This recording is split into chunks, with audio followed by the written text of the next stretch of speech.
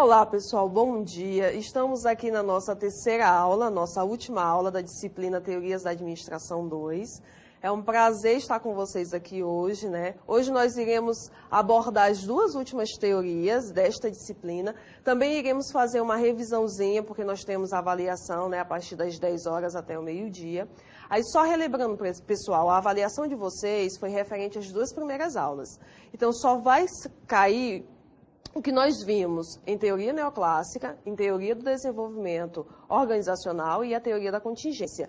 Esses conteúdos, como nós estamos tendo aula hoje, vocês têm uma atividade para realizar e me encaminhar, ele só irá cair na terceira avaliação, na avaliação final, né, de quem, porventura, não atingir a média, tá? Então, hoje nós abordaremos as duas últimas teorias, que é a teoria da administração pública e as novas abordagens da administração, e iremos fazer uma revisãozinha para que vocês fiquem com a mente mais limpa e clara para fazer uma boa avaliação.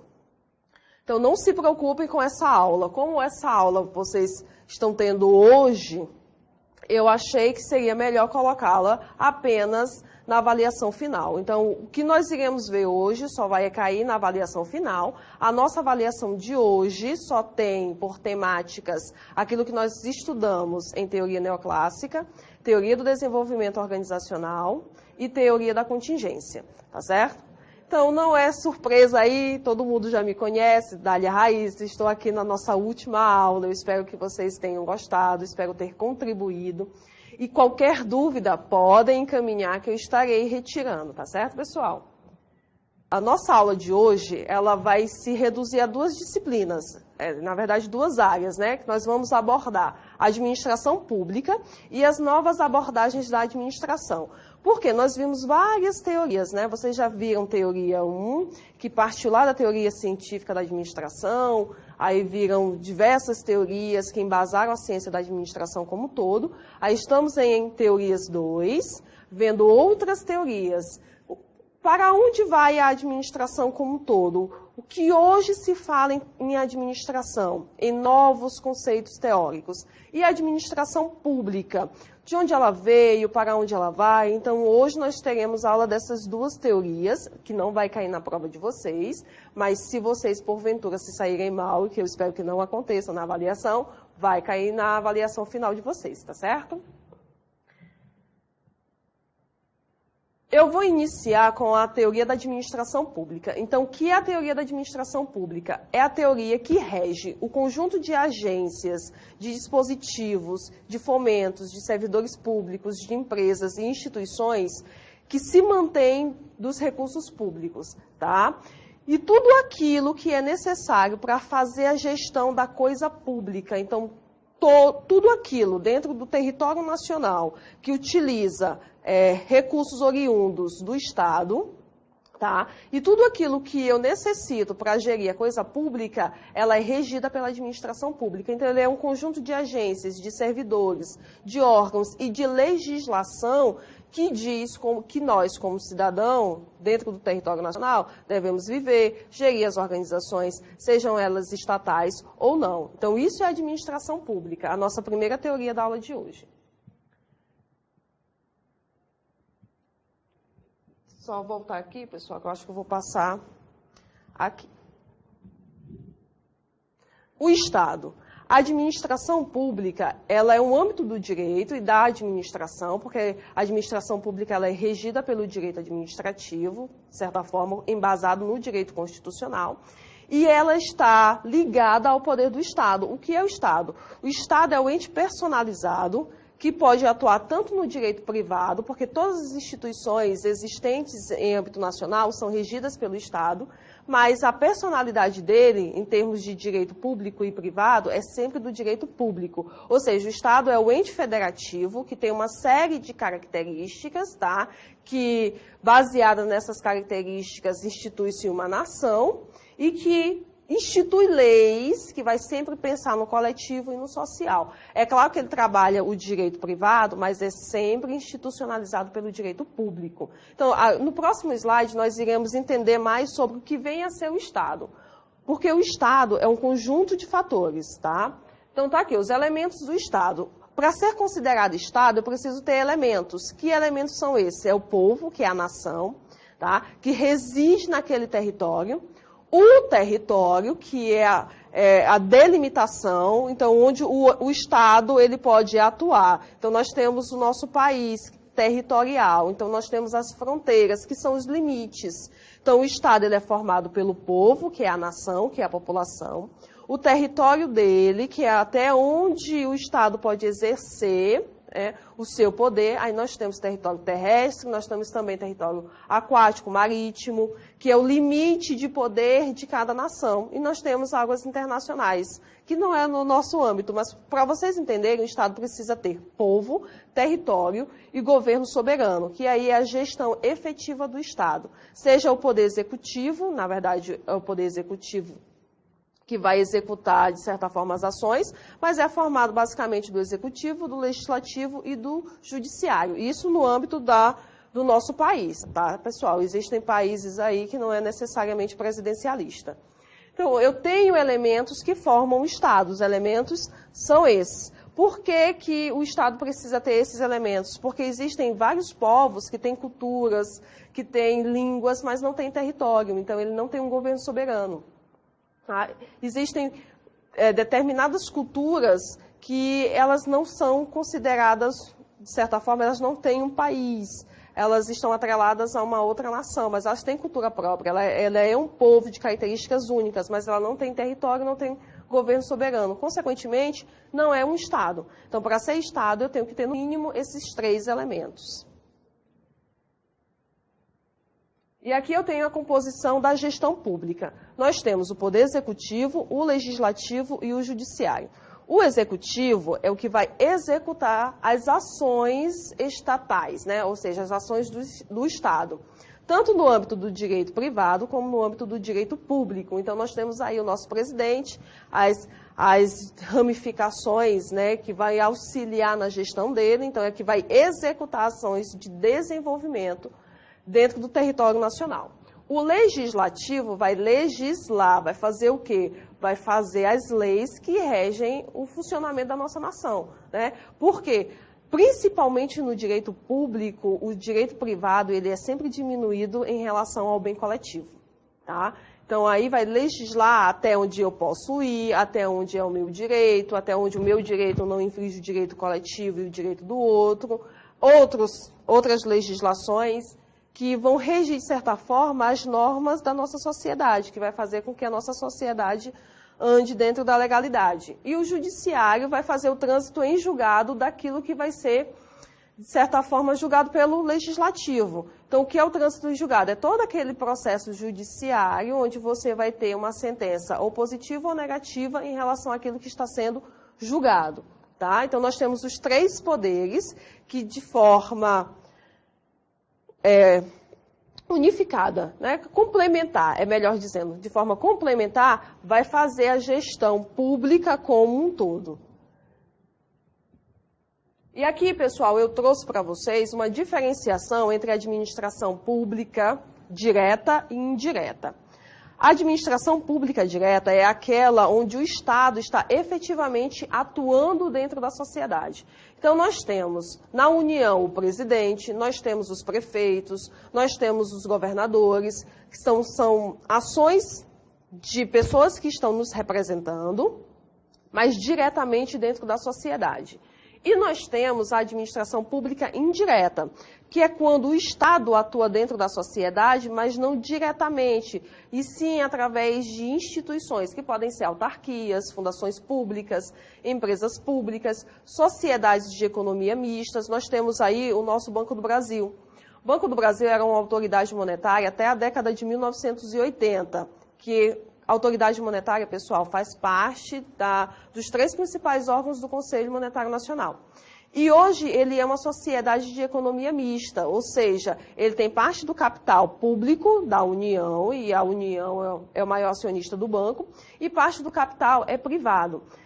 Por que que ele é considerado um agente da administração pública indireta? Porque através do Banco do Brasil, o governo ele fomenta determinadas atividades privadas. Então, ele pode reduzir taxa de juros para financiar a casa, porque o objetivo dele que as pessoas tenham moradia, ele pode reduzir a taxa de juros ou desenvolver um programa para financiar pequenas organizações.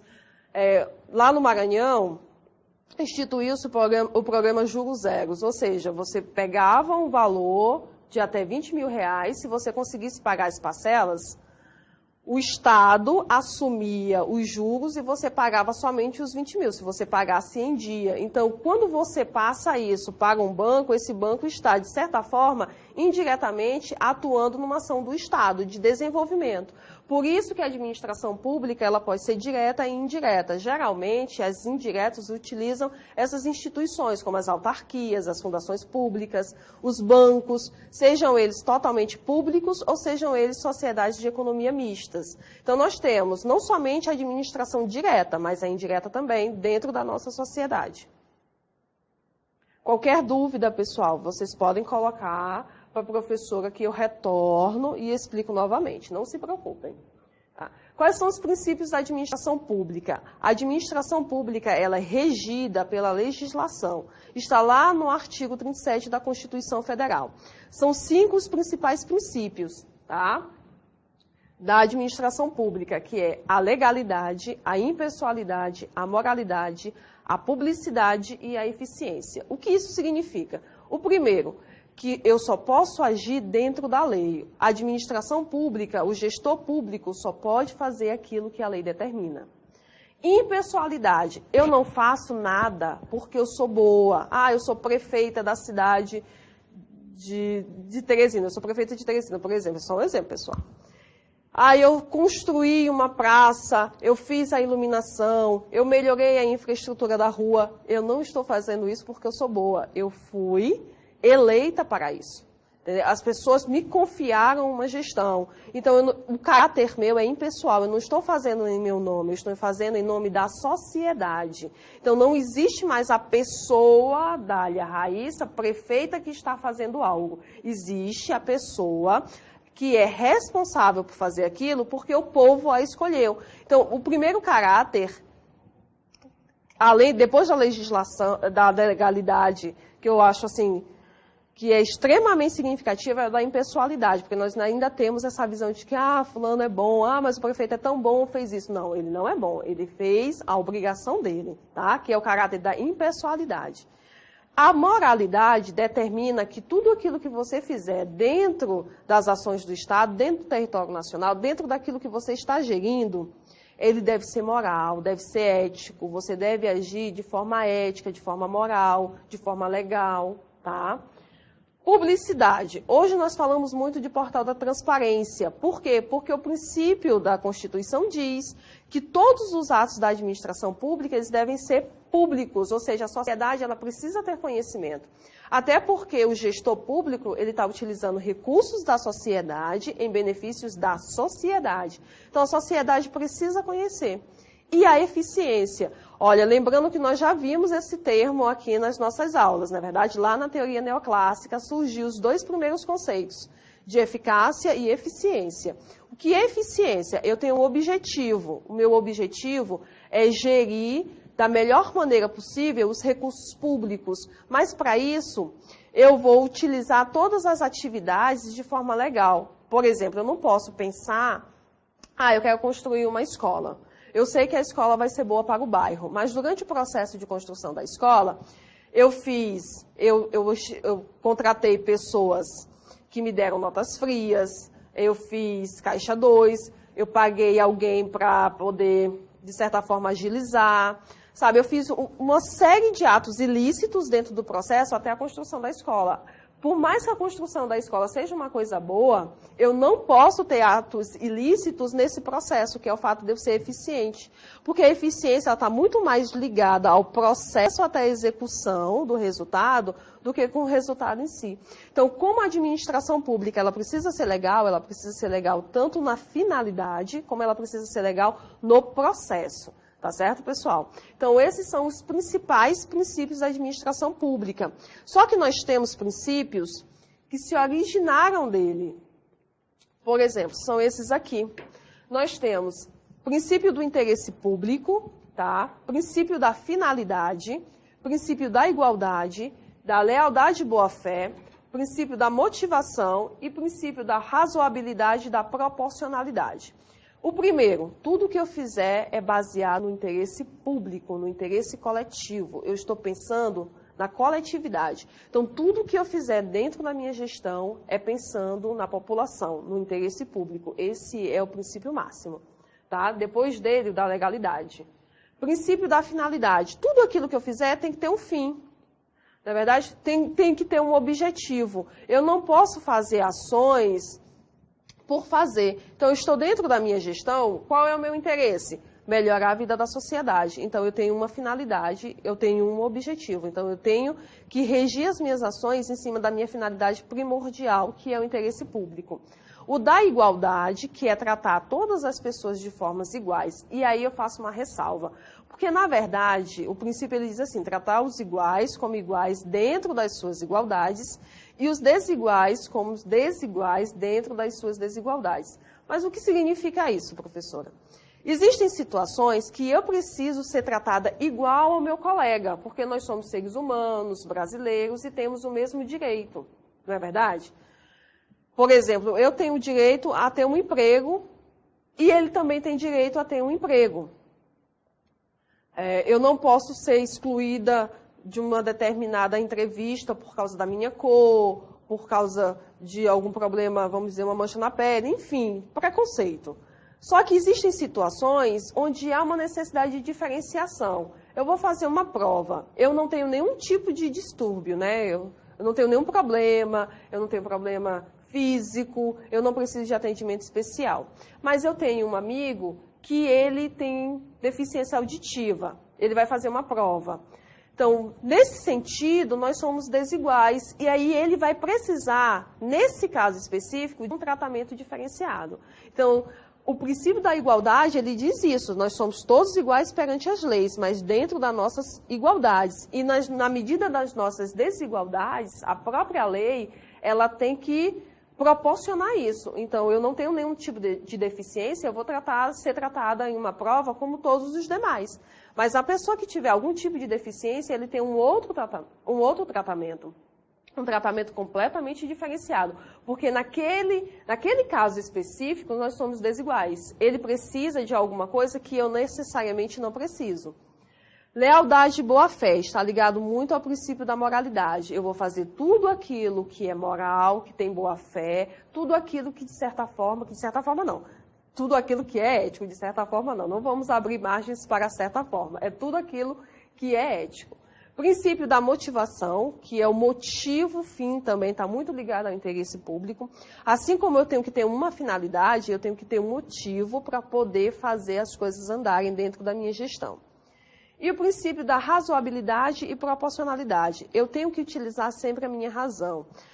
O gestor público, ele é, além de impessoal, ele é uma pessoa que ele não pode levar os seus interesses privados. Ele tem que agir com a razão. Então, ele está sempre pensando no coletivo. Ele tem que abrir mão, muitas vezes, daquilo que ele gosta, daquilo que ele gostaria, para pensar no coletivo. E a proporcionalidade é o seguinte: os recursos, eles geralmente são divididos segundo as necessidades. Então, se você conhece ou se você já trabalhou em algum órgão público, vocês verão que as cidades elas recebem verbas de acordo, geralmente, com o número de habitantes, com o território que ela possui, que é o princípio da proporcionalidade. Eu vou injetar mais recursos onde se necessita mais. Então, eu tenho uma cidade maior, vamos dizer, com um número maior de pessoas, eu preciso de um policiamento bem mais amplo, então eu vou direcionar esses recursos para essa cidade.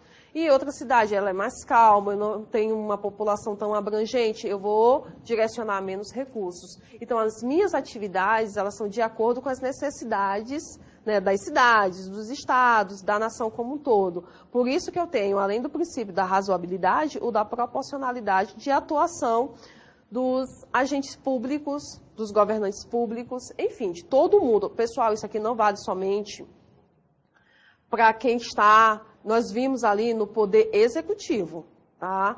Porque nós temos a mania de cobrar isso somente de quem está no poder executivo, quem está diretamente na administração pública direta, vamos dizer assim.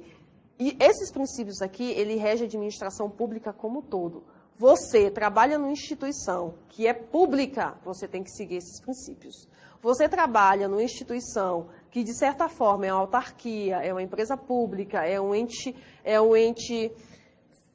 que recebe recursos públicos, você é regido por esses princípios. Esses princípios, ele rege a administração pública, ele não rege só o prefeito, o governador, o presidente, não. Ele rege o funcionalismo público como um todo, tá? Por isso que nós precisamos conhecer, muitas vezes até para cobrar, porque nós, enquanto brasileiros, às vezes não conhecemos nem os nossos direitos e nem a legislação. Nós não cobramos porque muitas vezes nós não conhecemos. E aqui nós temos os modelos de administração pública. Os modelos básicos que nós tivemos no nosso país foi o patrimonialista, o burocrático e atualmente está se falando no gerencial. Então, patrimonialista, a maioria de vocês já deve ter ouvido falar, vem daquela era do reinado, onde a coisa do príncipe, né, res príncipe, se confundia com res pública, que era a coisa do povo. Então, no patrimonialismo não havia uma diferenciação do que é público e do que é meu, era tudo uma coisa só. Então, tinha nepotismo, você não pensava na sociedade, era uma confusão de interesses, o rei só fazia aquilo que...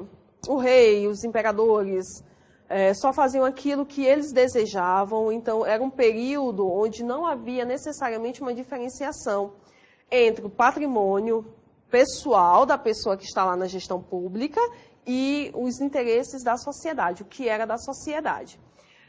Para melhorar essa questão, fazer essa diferenciação na gestão pública patrimonialista, Max Weber instituiu determinados modelos de gestão e aí surgiu a teoria burocrática, que na verdade ela não foi pensada para ser esse caos que ele é hoje, né?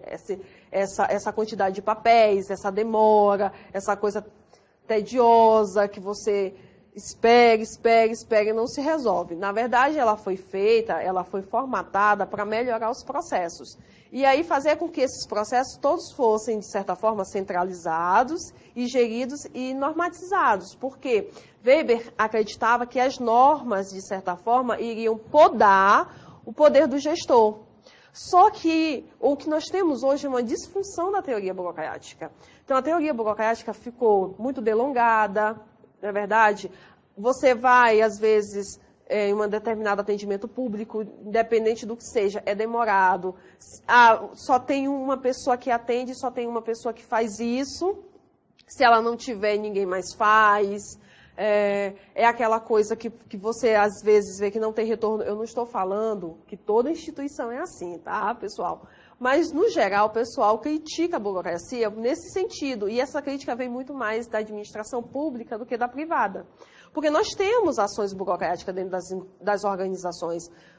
As organizações, por mais que elas sejam liberais, orgânicas, como nós já vimos nas nossas aulas, elas sempre vão precisar de uma norma, de uma normatização, de certa forma, para fazer um caminho, né?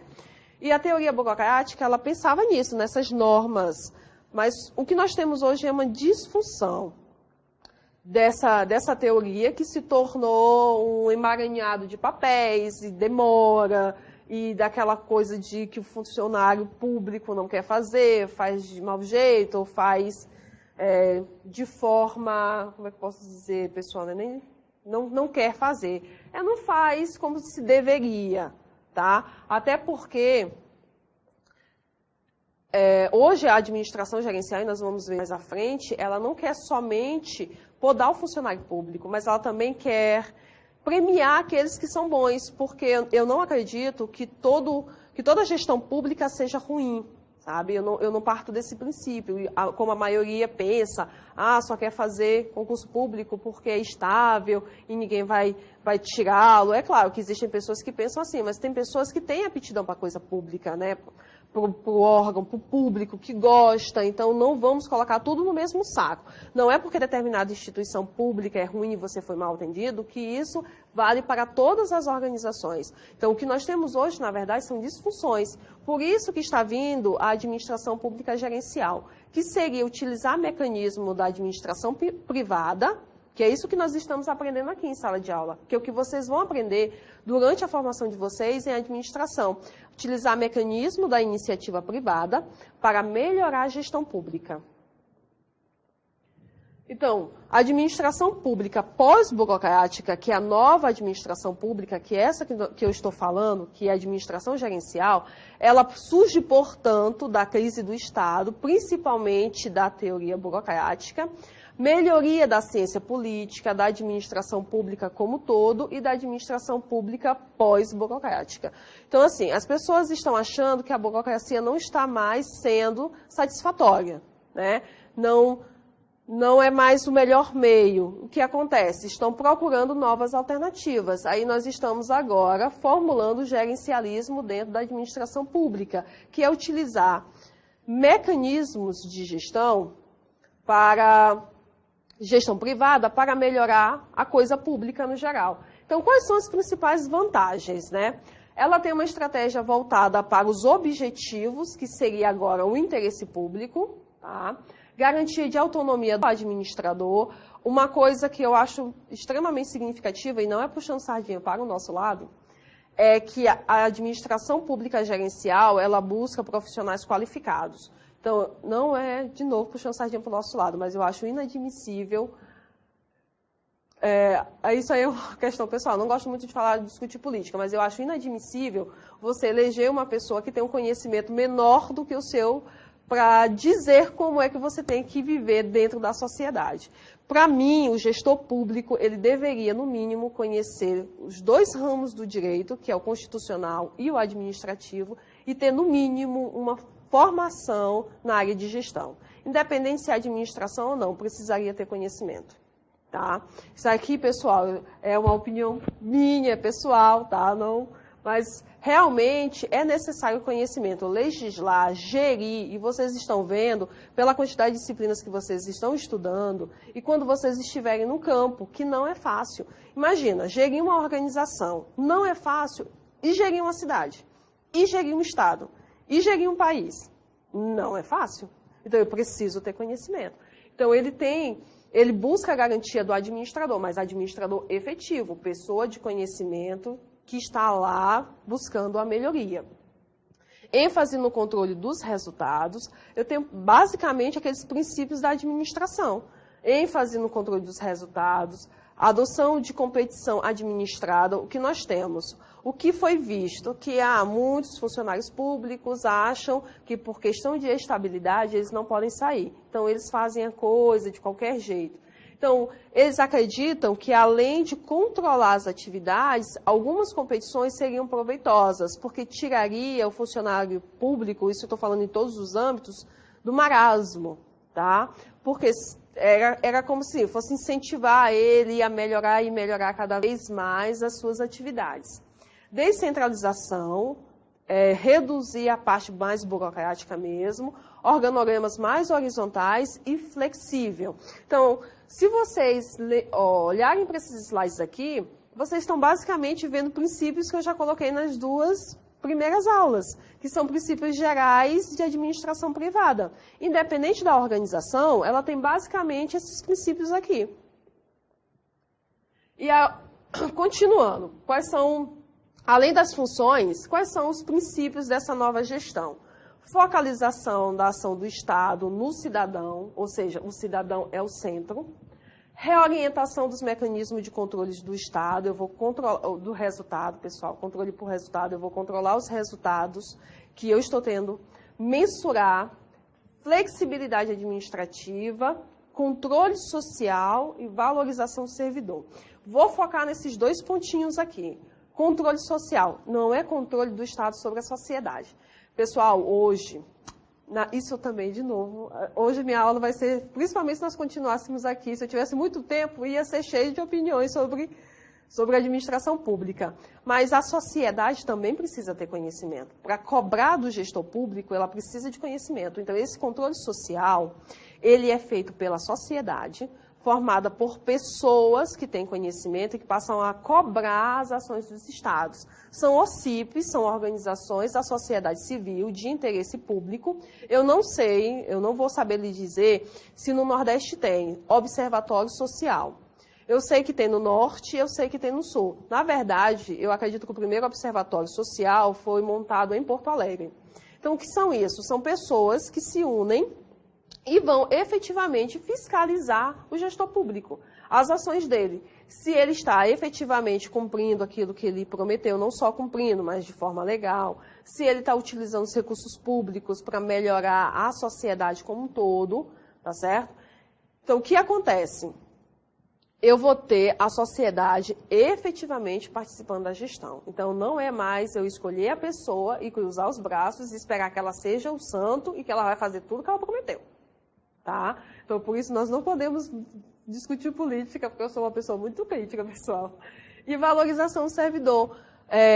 Existe muita crítica ao servidor público, né, na questão do marasmo, mas a administração pública, ela não valoriza muitas vezes o colaborador dentro da administração privada, não valoriza o colaborador. Por que não valorizar o servidor que faz as suas atividades corretas? Fazer com que esse servidor se sinta parte dessa gestão. Então, é fazer com que ele se sinta parte do todo, tá? E, de certa forma, melhorar o seu serviço. Então, é basicamente isso que eu já repeti para vocês várias vezes. É a utilização efetiva de princípios da administração privada para a melhoria da gestão pública. Tá? Aí, só voltando aqui, como nós falamos, voltando no âmbito daqueles 3 modelos de administração pública. Como nós temos 3 modelos, quando eu vou mudar, né, quando eu vou fazer uma transição, quais são as dimensões constitutivas da reforma do aparelho estatal? Quando eu vou fazer algum tipo de reforma, de um tipo de administração para o outro, o que eu preciso visualizar? A primeira coisa, institucional legal, porque eu vou mudar algumas normas, leis, medidas provisórias. Depois eu preciso me voltar para a cultura do pessoal, da minha nação, porque antes ele tinha uma determinada cultura e eu preciso trabalhar essa cultura para poder conseguir ter eficiência e eficácia naquelas minhas alterações. E depois a dimensão gestão, ou seja, eu vou instituir as novas normas, né? Eu vou começar o processo de alteração de uma gestão para a outra, depois eu vou inserir isso no pensamento da sociedade, a sociedade ela vai internalizar isso, ela vai começar a aprender o que é a nova gestão, o que é que ela busca, aí vai ter vários debates, crítica para um lado, crítica para o outro, crítica de gente que entende, crítica de gente que não entende, como sempre, tudo que tem mudança nesse mundo, né? Principalmente no Brasil, que tudo dá uma confusão danada. E depois, a dimensão gestão, que é a gestão efetiva do gestor público ou dos entes que são regidos aí pela administração pública dentro da sociedade. Então, eu preciso sempre olhar esses 3 âmbitos aqui para fazer qualquer tipo de reforma. E aqui, pessoal, eu trouxe um quadro só comparativo em relação à administração pública burocrática e à administração pública gerencial. Então, a burocrática ela está mais ligada às regras, procedimentos, no processo, como o processo vai ocorrer. Às vezes, faltou uma assinatura, volta para a pessoa assinar. Hoje não passou porque fulano de tal, que carimba, não veio, não carimbou. Né? Porque só ele carimba. É inadmissível uma coisa dessa, né? É autorreferente, ou seja, ela se referencia, então ela por ela mesma se bastava, controla os procedimentos, então ela está muito mais voltada para os procedimentos, para o processo do que para o resultado. E define os cargos de forma rígida e fragmentada, porque aqui eu tinha aquela centralização. Então você tinha aquele cargo, você só realizava aquela função, você só fazia aquilo, tá? E a administração pública gerencial, ela procura melhorar continuamente os processos, torná-los mais rápidos, mais eficientes, tem o foco no resultado, e o resultado não pode ser outro a não ser o interesse público. Gente, a administração pública é interesse público, não existe outro resultado, entendeu? Tudo que você vai fazer é para melhorar a vida da sociedade. Foca no cidadão, define indicadores de desempenho, porque eu quero que o servidor público melhore suas atividades. Eu vou dar estabilidade? Eu vou dar estabilidade, mas ele vai ter que fazer suas atividades conforme as suas atribuições, ele vai ser cobrado por isso, tá? É multifuncional, mais flexível em relação às relações de trabalho. Então, a flexibilidade, ela vem até para agilizar. Nós tínhamos uma administração pública muito morosa, muito demorada, e geralmente a flexibilidade, ela torna mais rápido as ações. Os setores do aparelho do Estado, tá? Então, fora as ações, eu posso ter núcleos, atividades. Olha, então o Estado geralmente possui os núcleos estratégicos, que são aqueles núcleos que definem as ações que vão ser implementadas. O governo para o ano de 2019 vai instituir nova política de crédito, vai fazer uma política de redução da inflação baseada na diminuição da taxa do dólar, porque ele resolveu pagar todos os débitos que ele possui com o Banco Mundial ou com o Fundo Monetário Internacional. Vai rever alguma taxa de câmbio, porque nós estamos no câmbio flutuante, né, pessoal? Por isso que nós temos uma variação de dólar, da moeda dólar, dentro da nossa nação. Aí eu também tenho atividades que são exclusivas do Estado. Então, a gestão executiva é exclusiva do Estado. O presidente faz algumas atividades que é exclusiva dele, que são as atividades exclusivas do Estado. Serviços que podem ser fomentados pelo Estado, mas não é necessariamente obrigatoriedade dele. Então, assim, o Estado, ele tem um interesse em fazer determinada atividade. Então, mas não é obrigação dele. Ele pode ir lá fomentar, ele pode transferir recursos, quase que a palavra não vem. Transferir recursos para essa instituição que está fazendo determinada atividade, porque a atividade que ela faz é de interesse do Estado. Por exemplo, os bancos comunitários de desenvolvimento são OCIPs, né, são organizações da sociedade civil, mas têm um interesse público. Então, eles são fomentados pelo Estado. O Estado não tem a obrigação de sair por aí criando banco comunitário, de criar correspondente bancário, mas quando um banco comunitário está dentro de uma sociedade, e aí vocês têm um banco comunitário no estado de vocês, né? Estou falando isso porque foi o que eu estudei. Então, vocês têm um banco comunitário no estado de vocês, eles desenvolvem aquela região, principalmente regiões carentes, mas não é obrigação do Estado, da União, sair por aí criando bancos comunitários, não é. Mas como o banco comunitário tem essa função social de desenvolver economias mais pobres, o Estado faz o quê? Investe nele, transfere recursos. Produção de bens e serviços para o mercado. O Estado ele tanto pode produzir bens e serviços, como ele também pode comprar parte de produtos para manter o preço estagnado. Existem políticas estatais que compram parte da produção de determinada agricultura só para manter o preço daquele produto, para não haver variação. Caso haja determinados problemas climáticos, alguma ação, vamos dizer que o tomate vai encarecer por causa de algum problema climático. O Estado, ele pode, de certa forma, comprar parte da produção de tomate, né, para poder repassar para a população com o mesmo valor, para não ter essa elevação do preço. Então, isso o Estado ele pode fazer. Ele pode tanto produzir bens e serviços, mas como ele pode comprar uma parte de bens e serviços segundo o interesse. Lembrando que o Estado só faz isso se for de interesse público. O interesse máximo da administração pública é sempre o interesse público. E aqui nós temos as ações do Estado, são delimitadas pelos serviços públicos, que eles ofertam de forma direta, e pelos serviços de utilidade pública. Então, eu tenho os serviços públicos, que é aquele que é realizado pela administração direta, e eu tenho serviços de utilidade pública, que pode ser tanto realizado pela administração direta como pela administração indireta. E esses dois em conjunto formam as ações do Estado como um todo. Aí eu trouxe aqui, pessoal, só para nós diferenciarmos. Propriedade, tá? Na concepção moderna de Estado, eu tenho propriedades públicas e estatal, que envolve o uso e o poder do Estado. Então, aquilo que é só do Estado, é público. Todo o capital dele é do Estado. Eu tenho público não estatal, tá? Que é de interesse público, mas o recurso que fomenta ele não é todo do Estado. Exemplo, o Banco do Brasil. O Banco do Brasil que eu falei, ele é uma sociedade de capital misto, mas o governo federal, ele é o detentor de maior parcela das ações do Banco do Brasil. Mas eu posso ser acionista do Banco do Brasil, então tem capital público lá dentro, mas tem capital privado. Então, é de interesse público, não realiza lucro, permite parceria, no caso do Banco do Brasil, realiza.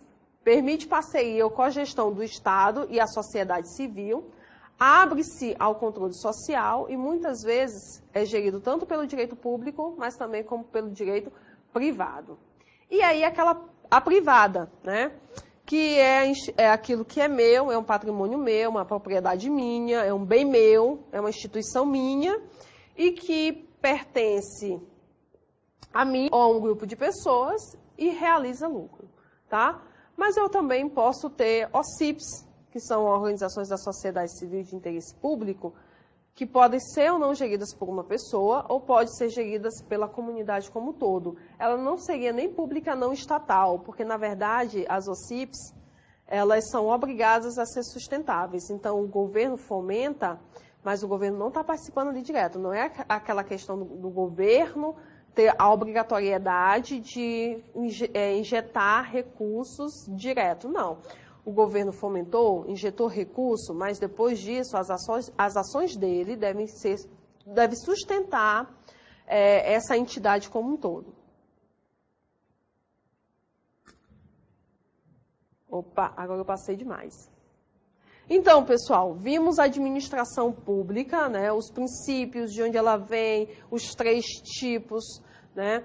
Vimos aí o que eu preciso fazer para mudar uma gestão da outra, né? Dentro da sociedade. Pautei muito na administração gerencial, porque é o que está em voga, é o que está se propondo, tá? E se vocês tiverem qualquer dúvida, podem relatar aí que eu vou retirar, mesmo durante a aula, não tem problema. Eu faço uma pausa e eu respondo os questionamentos de vocês, não tem problema. Agora, o que eu gostaria que ficasse é principalmente os princípios que vocês viram, porque aqueles princípios, independente do tipo de administração, vai ser aqueles. O gestor sempre tem que agir de acordo com a lei, tá?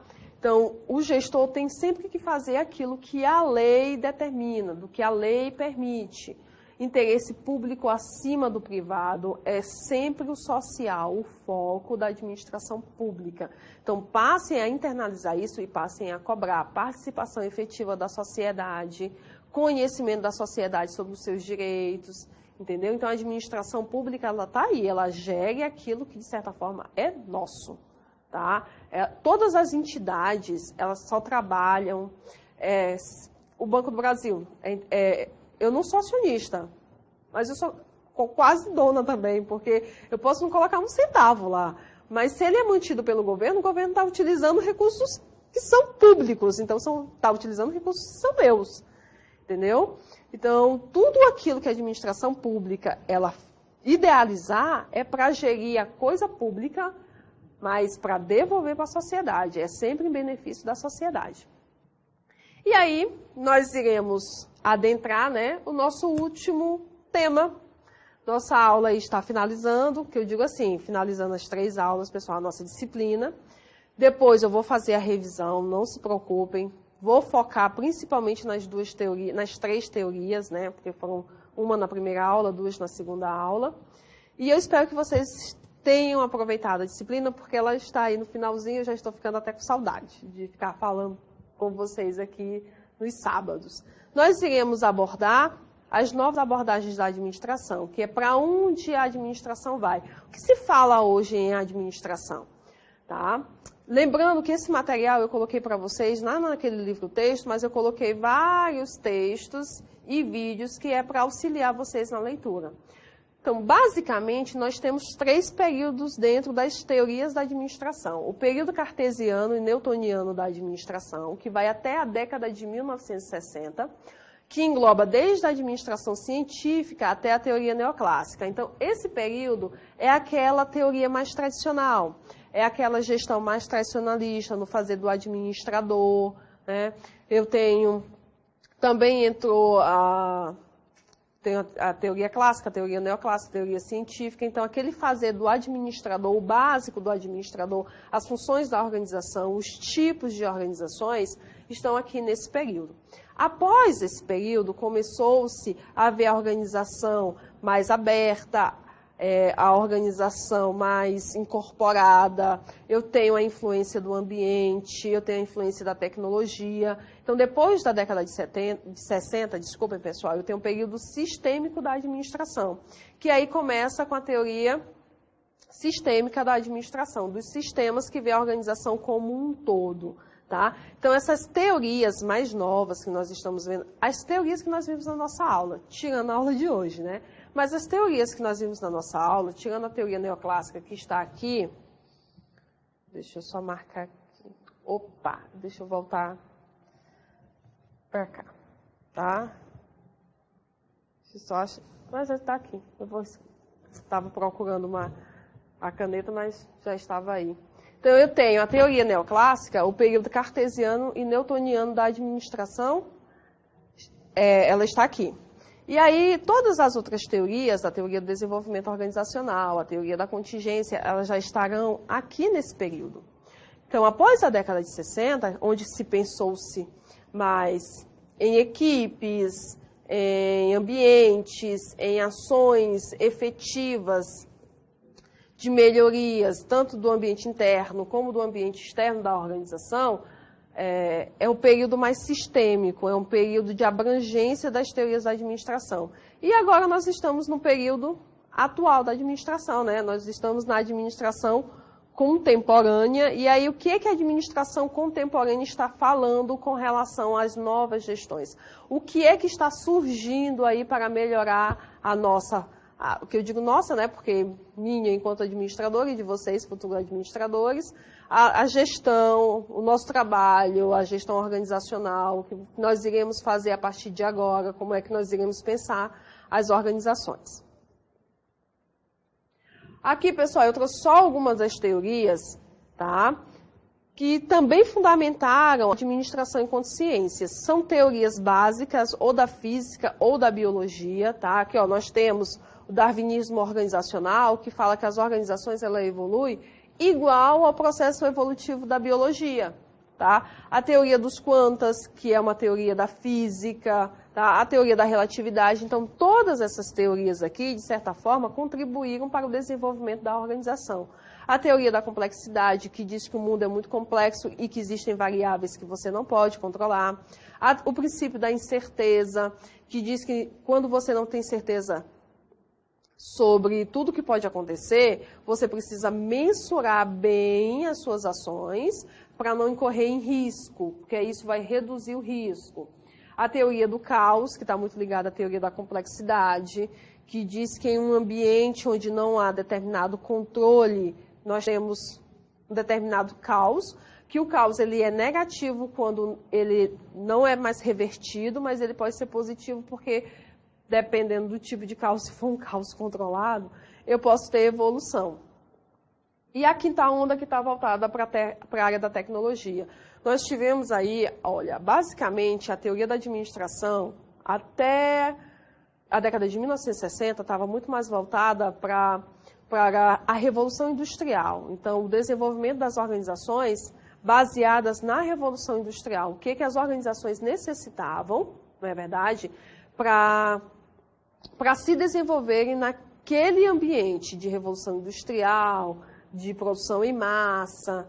Hoje, nós estamos pensando o que eu preciso utilizar na era da tecnologia, na era da informação, onde tudo assim é rápido, onde tudo acontece de forma rápida, direta, dinâmica. Então, o que eu preciso fazer hoje dentro da minha organização para não ser engolida pelo mercado, para não ser engolida pelos meus concorrentes, para ter resultados, para obter o meu sucesso.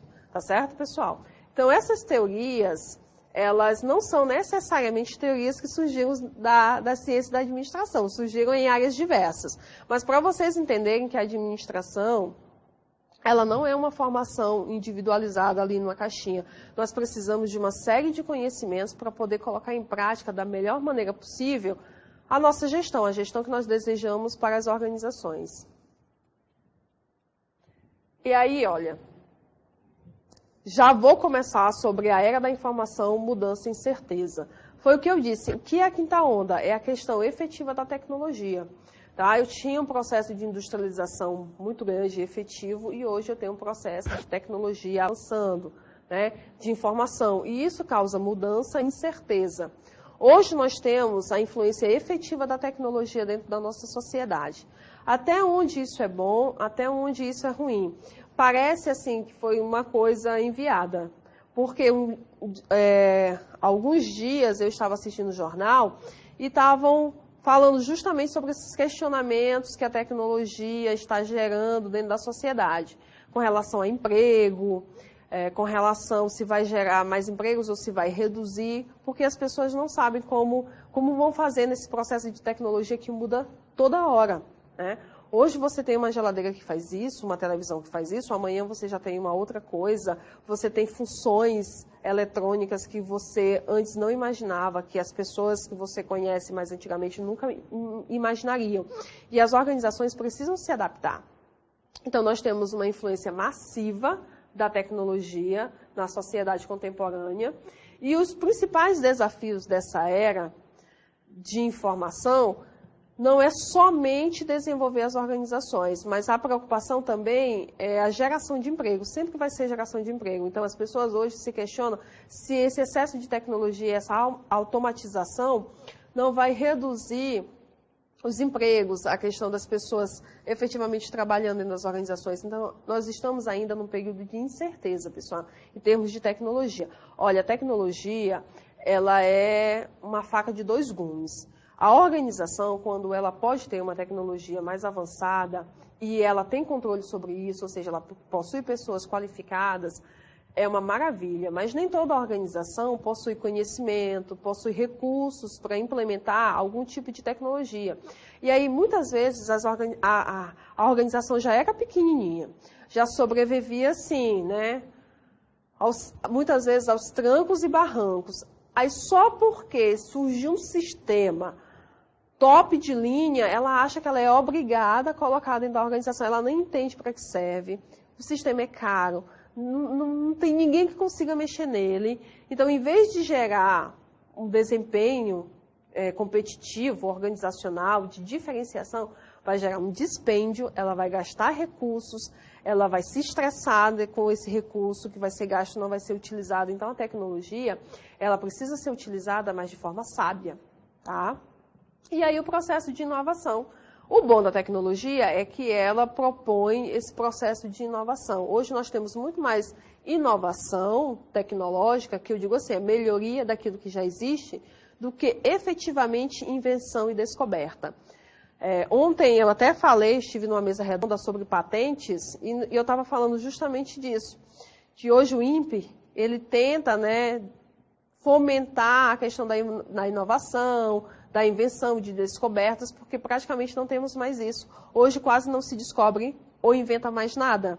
Só se melhora, só se inova aquilo que já existe. E isso principalmente por questão tecnológica. Porque à medida que a tecnologia vai avançando, você vai melhorando processos, você vai reduzindo custos, você vai melhorando o produto, você vai tornando o produto mais resistente.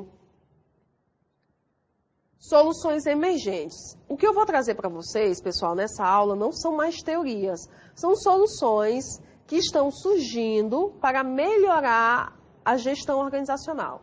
Nós temos aqui a melhoria contínua, que nada mais é do que melhorar os processos, a gestão organizacional, que vem do Kaizen, que é uma filosofia japonesa. E depois dela, como eu posso falar, não é depois dela, mas baseada nela, a qualidade total. Que é a qualidade total. A qualidade total está voltada geralmente para o produto que você oferta. Então, você vai reduzir durante o processo diversos fatores que te dão um produto no final quebrado, ineficiente, ou então que o cliente vai estar insatisfeito. Então, quanto melhor o meu processo, melhor a minha gestão, eu estou melhorando continuamente a minha gestão e o meu processo, eu vou ter uma qualidade total dentro do meu produto. Tá? Evitar quebras, evitar falhas, eu efetivamente produzir aquela quantidade e aquela quantidade sair perfeita. E aqui tem um processo de melhoria da qualidade dentro das organizações. Então, quando eu quero melhorar um processo, melhorar um ponto específico, melhorar uma gestão, o que é que eu vou fazer? Eu escolho uma área de trabalho, que é aquela que eu quero melhorar, eu organizo uma equipe que vai trabalhar em cima desses questionamentos, eu vou identificar o benchmarks, que são nada mais do que gestões de empresas desenvolvidas, ações que eles estão fazendo, que está dando certo e que eu não vou copiar. Essa palavra copiar é meio feia. Mas assim, eu vou estudar aquilo que eles estão fazendo e vou tentar colocar o que é positivo dentro da minha gestão. É como se eu fosse introduzir, eu faço um modelo de gestão. Nossa, aquela organização, ela gere bem seus recursos, ela está fazendo isso, isso e isso, está funcionando. Eu acho que na minha organização eu posso fazer isso. Então, eu faço um modelo de gestão, tá? Baseado naquilo que eu gostaria. Para isso, eu preciso conhecer a minha organização. E depois que eu faço isso, eu vou tentar ver se esse modelo serve ou não serve. Analisar o desempenho do método atual, tá? Então, eu vou analisar tanto o que eu estou alterando como novo, desenvolver um projeto piloto, um estudo piloto, que é o projeto novo daquilo que eu gostaria que mudasse, e administrar a implementação dessas melhorias. Depois que eu faço o projeto piloto, eu vou ver se precisa ou não de alterações, não tem mudança, eu começo a implementar tudo aquilo que eu determinei que precisa mudar na organização, que precisa ser alterado para melhorar a gestão. Então, isso é um processo de melhoria contínua.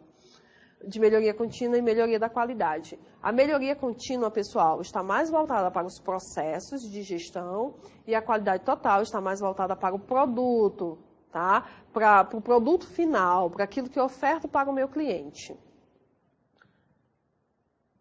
Eu também tenho a reengenharia, que é refazer aquilo que não está dando certo. Então, reengenharia, eu tenho processos administrativos, processos organizacionais. Eu tenho uma gestão efetiva. Eu estou visualizando que não está dando certo. Eu vou refazer. Não é maquiar, não é dizer assim, não, eu vou dar uma adaptadinha aqui. Não, só essa melhoria, não. É refazer efetivamente aquilo que não está funcionando.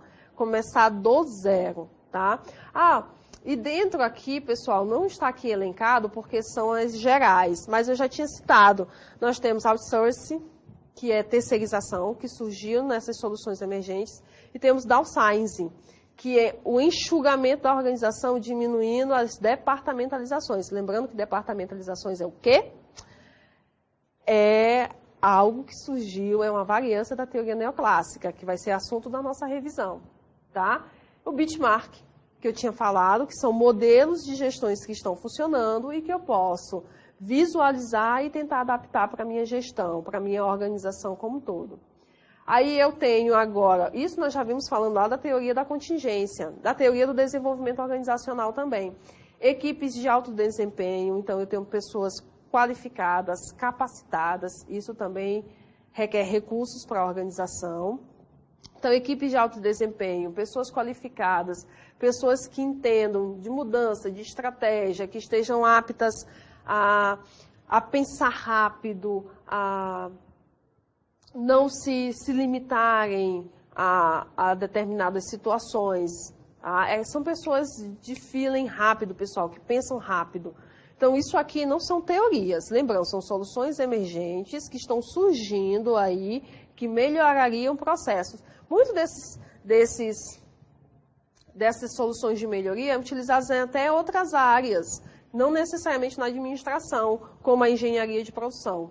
A qualidade total, a melhoria contínua, a própria reengenharia também é utilizada na administração da produção. Então, a administração em si, ela é uma ciência múltipla, né? O administrador, ele é um profissional assim, de múltiplos, que precisa, né? De múltiplos saberes e de múltiplas formações e de conhecimento.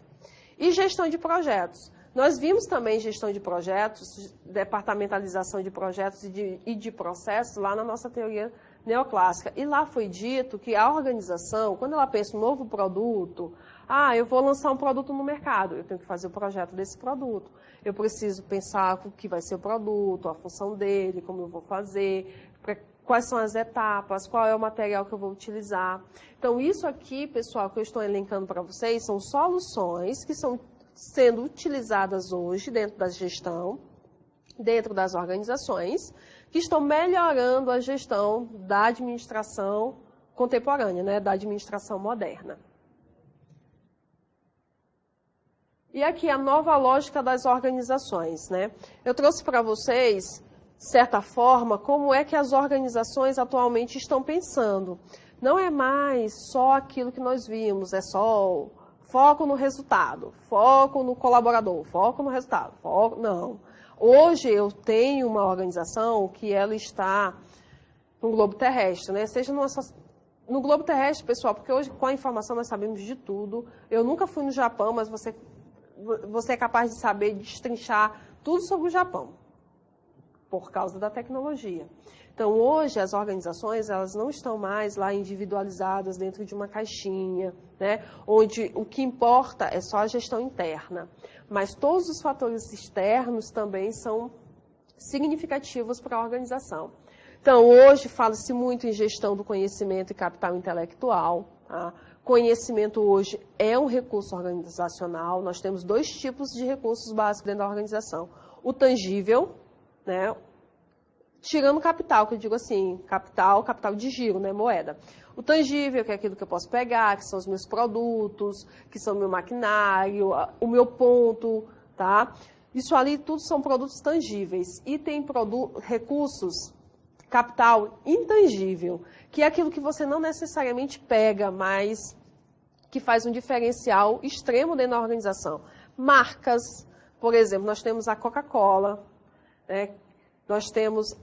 Eu vou citar a Coca-Cola, porque a Coca-Cola hoje, para vocês terem uma ideia, a marca, o nome, vale até mais do que tudo que ela possui em termos de recurso, prédio, produtos, recursos, por causa do nome. E a marca é um recurso intangível, tá? Então, marcas, eu tenho um profissional, eu contratei uma pessoa para a minha organização que só ele faz aquilo.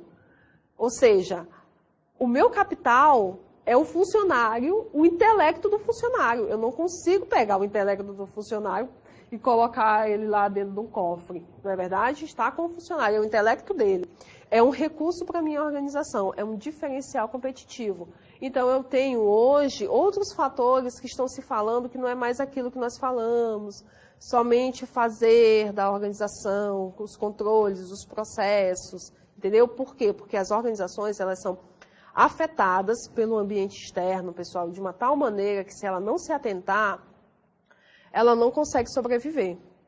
Aí eu tenho as organizações de aprendizagem, que são organizações que têm foco em aprender durante todo o processo de gestão. Então, elas vão refazendo sempre um processo de melhoria contínua e vão aprendendo com os erros. Então, eu vou sempre buscando aprender durante o meu processo, melhorar o meu processo e vou continuamente melhorando a minha gestão.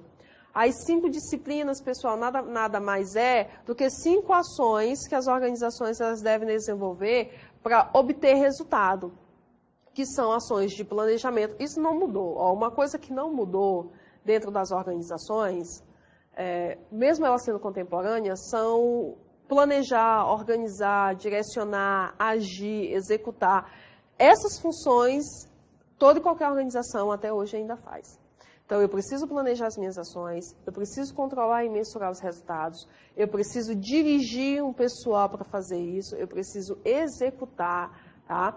Então, eu preciso ainda fazer essas funções básicas. O que eu disse é, professora, mas a senhora falou que não é mais só o fazer. Não é só isso, eu preciso continuar fazendo isso, mas existe uma série de fatores que eu também preciso observar. A própria estratégia organizacional, que nós abordamos bastante na teoria da contingência, não é verdade? O que é isso? Não só na teoria da contingência, nós também abordamos lá na teoria neoclássica, principalmente os tipos de planejamento, né? Quem estiver aí estudando para avaliação, que é o estratégico, tático, operacional. Então, a estratégia organizacional, ela também é relevante, porque é como o gestor vai pensar no desenvolvimento da organização, como ele vai planejar as suas ações, como ele vai desenvolver as suas ações dentro da organização, seja de curto, médio e longo prazo, tá certo? E hoje fala-se muito, e eu já tinha até citado, em ética e responsabilidade social. Quando a sociedade, nós já vimos também focos no cliente, departamentalização por cliente, lá uma variável da teoria neoclássica. Hoje, fala-se muito em não só responsabilidade social, o tema tinha me fugido, mas sustentabilidade. Mas as organizações, elas só estão pensando em sustentabilidade porque os clientes estão cobrando. Então, quando as pessoas estão se tornando mais conscientes, estão mais antenadas, estão cobrando determinadas ações, aí o gestor começa a pensar, olha, realmente eu preciso fazer isso. Porque o selo verde que eu coloco no meu produto, dizendo que o meu produto ele é orgânico, ou que o meu produto não tem desmatamento, vai atrair uma parcela da clientela que está preocupada com sustentabilidade e responsabilidade social. Eu já faço o meu trabalho e eu tenho uma parcela da população que não está nem aí para nada. Mas eu também quero pegar uma parcela da população que tem esse olhar da ética, da responsabilidade social e da sustentabilidade. Então, o que eu preciso fazer? Eu preciso fazer ações que digam para a sociedade que eu sou uma empresa sustentável. É marketing puro. Eu estou utilizando aquilo que a sociedade quer de mim para convencê-las que eu faço e vender. Tá? Então, as organizações elas só passaram a pensar nisso porque a sociedade começou a pensar e a cobrar. Porque se não houvesse isso, ninguém pensaria. Porque sustentabilidade envolve muito custos. Você pensar verde, você melhorar o processo para não poluir o meio ambiente, eu não estou nem... Isso não é um lado ruim, pessoal. Mas é porque as organizações, elas querem evitar custos. E fazer esse processo tem custos. Então, elas só começaram a pensar em melhorar a questão da sustentabilidade, pensar em responsabilidade social, quando a sociedade efetivamente cobrou. Porque se não houvesse cobrança, elas não estariam fazendo. São poucas as organizações que têm essa consciência por si só, que são conscientes, né, de responsabilidade social, sustentabilidade e ética, tá? Então, são poucas. Foi necessário que a população, de certa forma, exigisse isso. Então, basicamente, hoje nós temos essas concepções que são novas, que são atuais, que estão exigindo que a administração melhore, que a ciência da administração melhore. Pode ser que quem for mais novo, né, do que eu, daqui a alguns anos, isso aqui seria uma teoria e a pessoa estaria na contemporaneidade e dissesse, lá em 2018 as organizações faziam isso, isso, isso e isso. Né? Hoje nós estamos muito mais avançados do que da época da teoria neoclássica e foi avançando. O que é que nós temos hoje? Nós não temos necessariamente uma teoria, nós temos avanços. Isso aqui é o que está se fazendo hoje, porque nós estamos vivendo na contemporaneidade, que é o que está acontecendo agora.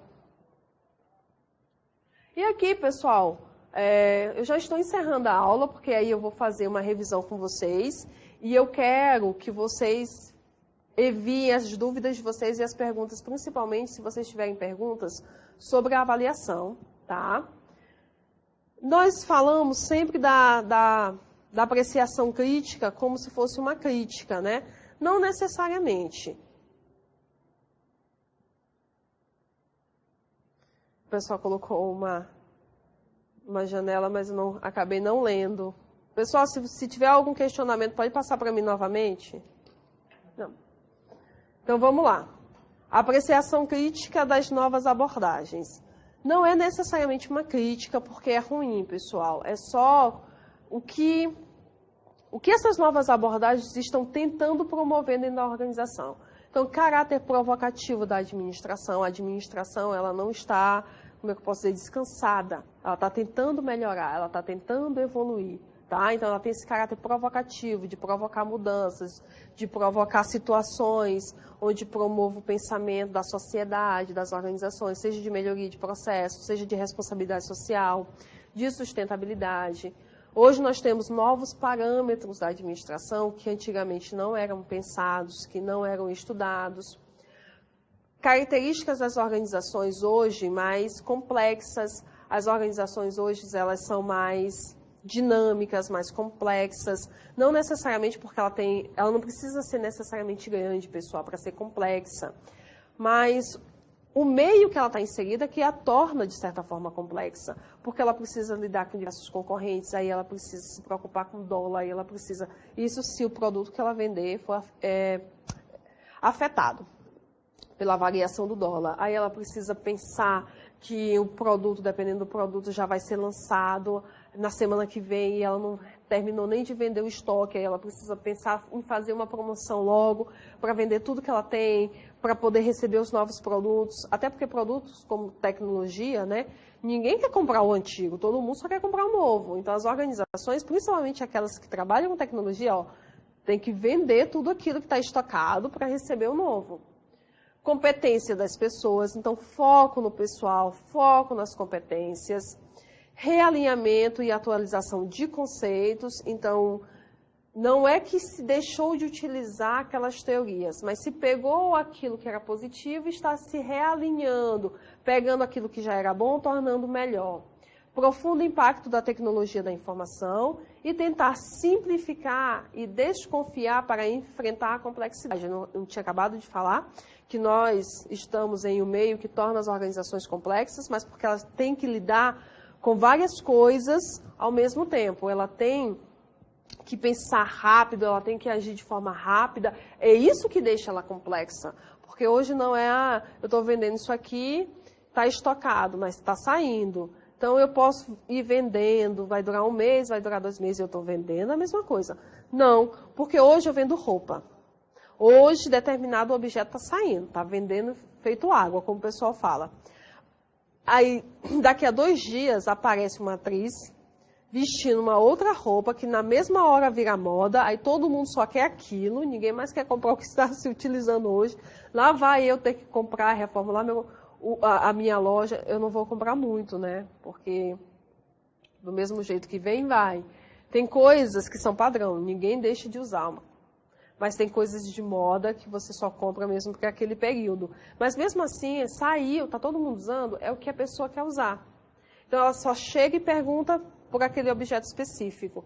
E eu tenho um monte de produtos estocados. Aí eu preciso fazer o quê? Eu preciso vender, eu preciso me livrar. Aí eu vou fazer, com todo respeito, me livrar, né?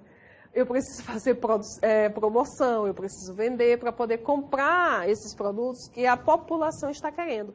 Então não é que a organização é grande e que, por isso, ela é complexa. É que o ambiente onde ela está inserido está mudando tão rapidamente, as pessoas têm acesso a informações que antes não tinham, que está tornando a organização complexa.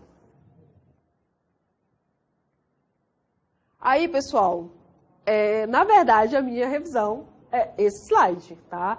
Eu vou fazer o quê? Eu vou fazer uma revisão com vocês dos conceitos que nós vimos nas teorias, tá? Por isso que eu quero que vocês me enviem as dúvidas de vocês, tá? Para nós debatermos, porque pode ser que eu deixe de fora algum tópico e, sei lá, porventura não fale para vocês, professora, olha, fale isso, professora, relembre-me isso, tá certo?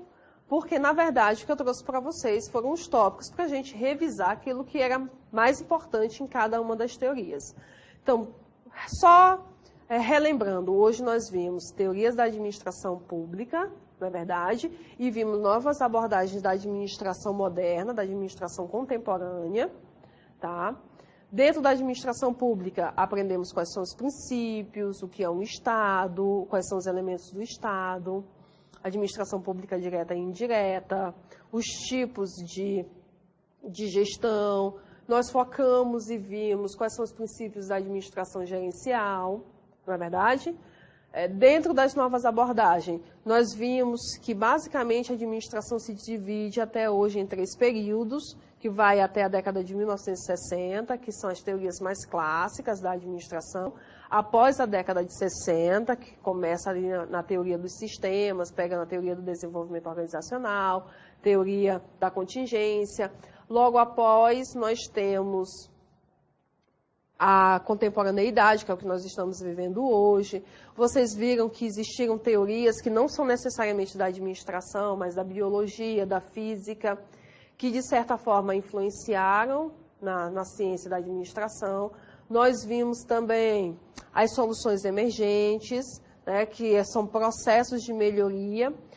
Nós vimos que as organizações hoje estão pensando diferente, existem vários outros fatores que estão sendo analisados.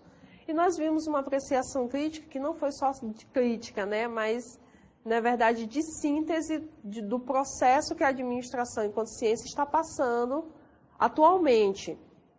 Tá? E agora nós iremos falar da nossa revisãozinha. Na nossa primeira aula, nós vimos basicamente a teoria neoclássica. Basicamente não, nós só vimos ela, né? Para falar a verdade, que é uma teoria extensa, que é a teoria neoclássica. A teoria neoclássica, pessoal, ela é uma decorrência da teoria clássica. Ela veio retrazer, assim, pegou os princípios da teoria clássica e tentou remodelar. Então, qual é o foco dela? É no fazer do administrador. Nós vimos hierarquia, nós vimos autoridade, nós vimos amplitude. Lembrando, nós temos processos, nós temos organizações formais, organizações informais, organização linear, organização funcional, organização linha staff. Aí nós temos... Foi lá que nós vimos os primeiros conceitos, pelo menos dentro dessa disciplina, de eficácia e eficiência, lembram? Que eficácia é o foco no resultado e eficiência, claro, tem por objetivo um determinado resultado, mas está focando no processo. Eu vou utilizar os meios, os recursos de forma correta para conseguir atingir aquele objetivo.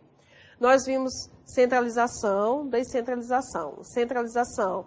Nós temos uma autoridade única, uma autoridade linear, linhas diretas de comunicação. Então, nós temos um líder que está tomando a decisão e direcionando essas decisões para os seus subordinados. Não há feedback, não há uma relação mais direta entre o subordinado e o administrador, o gestor da organização. Já na descentralização, nós temos um foco nas funções específicas, principalmente nos supervisores e nos gestores. Nós temos linhas mais flexíveis de comunicação, nós temos um processo de feedback, nós não temos mais somente uma autoridade, tá?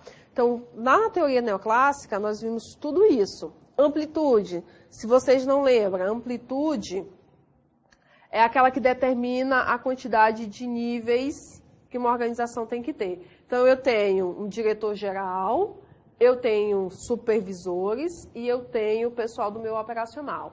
Eu tenho o quê? Eu tenho 3 níveis. Isso é minha amplitude. Mas vamos dizer que eu tenho uma organização pequena, né? E na minha organização só sou eu e mais 4 funcionários. E sou eu que determino as ordens. Não tem ninguém, eu não tenho supervisor, eu não tenho subgerente, eu não tenho ninguém.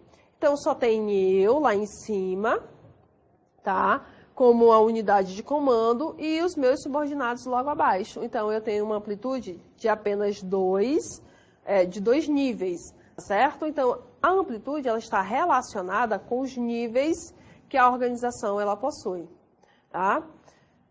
Aí nós começamos a ver as decorrências das organizações. Nós vimos departamentalização, os tipos de organização, nós vimos administração por objetivos. Então, vamos lá. Os tipos de organização. Nós temos a linear, a funcional e a linha e staff. A linear, pessoal, é aquela... Certo. Pediram para me explicar um pouco mais sobre eficiência e eficácia. Eficácia, pessoal, é o foco no resultado. Especificamente no resultado. Então, muitas vezes eu não analiso o processo até chegar no resultado. Eu não estou dizendo que isso é correto, mas eu posso utilizar meios ilícitos para construir determinado patrimônio. Igual da escola. Vamos dizer que eu tenho foco em construir uma escola e fazer meu nome. E não importa como é que eu vou fazer a escola. No meio desse processo, eu paguei propina, eu contratei pessoas que não foram através de licitações. Então, eu fiz uma série de coisas ruins Porque o meu foco não era fazer tudo certinho até chegar na construção da escola. O meu foco era a construção da escola. Então, eu não estou dizendo que isso é correto também, tá? Eu só estou dizendo que, muitas vezes, a organização foca no resultado sem pensar no meio. Mas o que eu estou querendo dizer é que a eficácia, ela tem o foco no resultado, não importa como você vai chegar nele. É claro que o ideal seria que você fizesse tudo certinho até chegar ao resultado. Mas a eficácia, ela foca no resultado, tá? Na consecução do resultado. Não importa como você chegou nele. Já a eficiência, ela tem por objetivo o resultado, porque toda ação dentro de uma organização, ela busca resultados. Mas, mais do que o resultado, é o processo. Ela vai utilizar de forma correta todos os recursos que ela dispõe.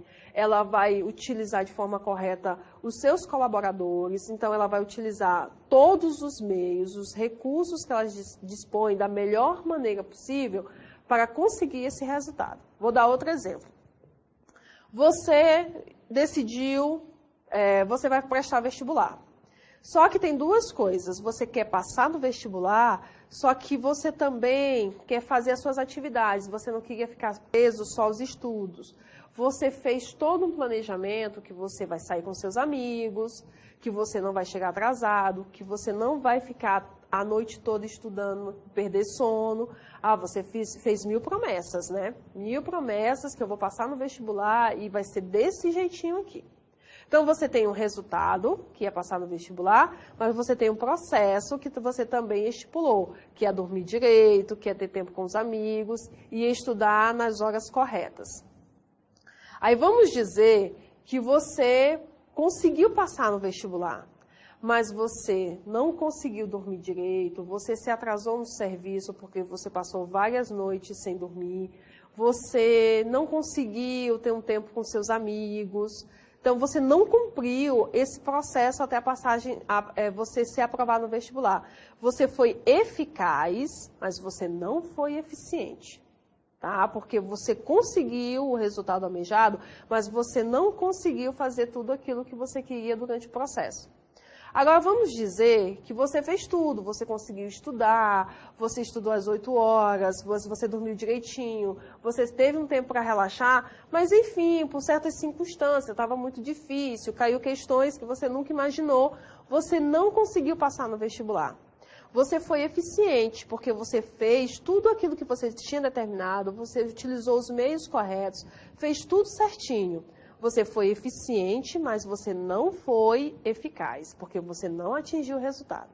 Agora, vamos dizer que você conseguiu estudar, você não se atrasou para o trabalho e você conseguiu aproveitar um pouquinho com os amigos e você fez uma excelente prova e aí você foi aprovado. Você foi eficiente e você foi eficaz. Então, existem essas situações dentro das organizações. Eu espero que tenham esclarecido, pessoal. A diferença entre teoria neoclássica e a teoria contingencial. Excelente. Pessoal, a teoria neoclássica, de nada. A teoria neoclássica, ela é uma remodelagem da teoria clássica. Então, ela foca no fazer da administração, nos tipos de organizações, na centralização, descentralização. A teoria contingencial, ela foca no ambiente. O que a teoria contingencial ela diz? Que a organização ela não é um ser sozinho e que o ambiente externo no qual ela está inserida afeta a gestão dela. Fora o ambiente, eu também tenho a tecnologia. Então, a teoria da contingência, ela pega muito da teoria do desenvolvimento organizacional, a questão do desenvolvimento em equipe, de tentar melhorar o processo, mas basicamente o foco dela é o ambiente. O que ela diz é que o ambiente afeta as organizações, assim como a tecnologia. Vocês lembram que eu coloquei aquele ambiente onde está lá a organização, aí eu tenho um ambiente tarefa, aí eu tenho um ambiente mais externo, onde eu cito o governo, não é verdade? O governo, a sociedade, determinadas ações de normas, padrões. Isso aí são ambientes gerais que afetam a minha organização. E eu tenho um ambiente interno e eu também tenho aquele ambiente onde estão meus concorrentes, os meus fornecedores, os meus clientes diretos, que não é necessariamente toda uma população, porque dentro da população eu tenho um nicho de mercado. Então, o ambiente afeta a organização de uma maneira que ela não pode mais excluí-lo, tá? Assim como o ambiente, eu também tenho a tecnologia afetando a organização. Então, a teoria contingencial, ela diz isso. A organização, ela precisa de tudo isso para funcionar. Ela precisa planejar, executar, pensar estrategicamente, mas eu tenho um ambiente que me influencia e eu tenho a tecnologia também. Então, de forma resumida, é isso, pessoal. A teoria neoclássica é uma abordagem, na verdade, assim, ela vem da teoria clássica e ela foca no fazer da administração, nos tipos de organizações, nos departamentos, tá? Nos objetivos. E a teoria contingencial, ela diz que o ambiente e a tecnologia influencia. Então, o que a teoria contingencial vai estudar? O ambiente. Outra coisa também, lembrei, que é bom falar para vocês. A teoria da contingência, ela também diz que não existe nada exato, né? Tudo é relativo. O que significa isso, professora? Ela diz, ela determina que as organizações elas só vão utilizar as teorias que servem para ela. Então, eu tenho um tipo de organização, eu só vou utilizar dentro da administração aquilo que me serve, tá? E o que não serve, eu não vou usar. Isso é que é teoria da contingência também. A teoria do desenvolvimento organizacional. A teoria do desenvolvimento organizacional, ela vem da teoria comportamental. Mas o que ela diz? O que ela diz? Que eu preciso utilizar técnicas administrativas para melhorar o comportamento humano. Ou seja, eu vou pegar o comportamento humano, os estudos que eu tenho sobre o comportamento humano, não é verdade, sobre o ser humano, mais as técnicas da administração, as técnicas administrativas, e vou extrair tudo aquilo que o ser humano dentro da minha organização pode me dar. Isso é que é a teoria do desenvolvimento organizacional. Pessoal, são 3 teorias muito distintas. Vocês lendo, vocês podem até achar algumas semelhanças. E até tem, porque na teoria do desenvolvimento organizacional, nós trazemos as organizações mecânicas e as organizações orgânicas. Mas as organizações mecânicas são as organizações centralizadas. Só é uma outra roupagem. E as organizações orgânicas são as organizações descentralizadas. Então, não é que surgiram outros tipos de organização, é que se melhorou aquilo que nós já tínhamos, entendeu? Então, são 3 teorias muito distintas, que não dá para vocês, de certa forma, se confundirem. Tá? Ó, teoria neoclássica, foco no fazer da administração. Tá? Pessoal, antes de eu encerrar, a professora Kátia vai falar com vocês. E uns 5 minutinhos antes de eu encerrar, ela vai entrar para falar com vocês, tá certo? Antes de nós encerrarmos a nossa aula, a nossa revisão, ela gostaria de falar com vocês, tudo bem? Eu acredito que mas daqui a alguns minutinhos, né? Porque já são 9h30, tá? Ela quer falar com vocês, cada uma fala com vocês, tá certo?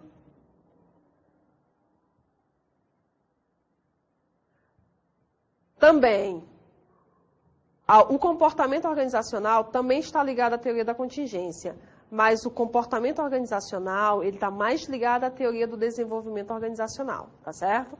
A teoria do desenvolvimento organizacional, ela pega o que a teoria comportamental diz, mais as técnicas que são utilizadas. Eu vou passar a ler as perguntas para vocês, para caso alguém tenha a mesma dúvida, também retire. Me perguntaram aqui, professora, quer dizer que a teoria do comportamento organizacional está ligada à teoria contingencial? Está. Todas as teorias, elas foram melhorias das anteriores, mas a teoria do comportamento organizacional, eu não sei se ela quis colocar desenvolvimento organizacional, tá? Mas a teoria comportamental, ela fez surgir a teoria do desenvolvimento organizacional, tá certo?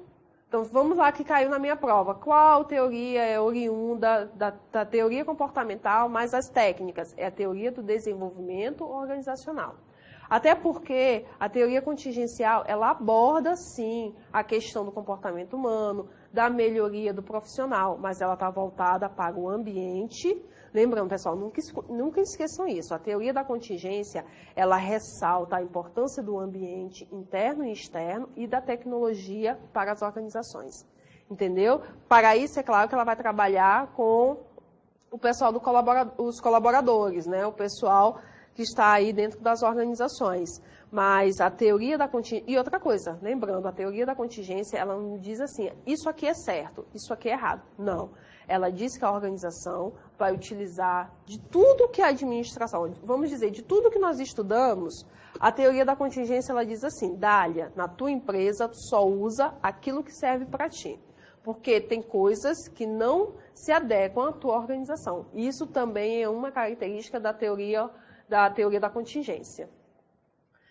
Eu espero ter auxiliado. Eu acredito que, aí sim, mas só retornando, a teoria do desenvolvimento organizacional está sim ligada à teoria da contingência. Até porque nós vimos organizações mecânicas e orgânicas, tanto em teoria do desenvolvimento organizacional, como em teoria da contingência. Próxima, organizações linear, funcional e linha staff.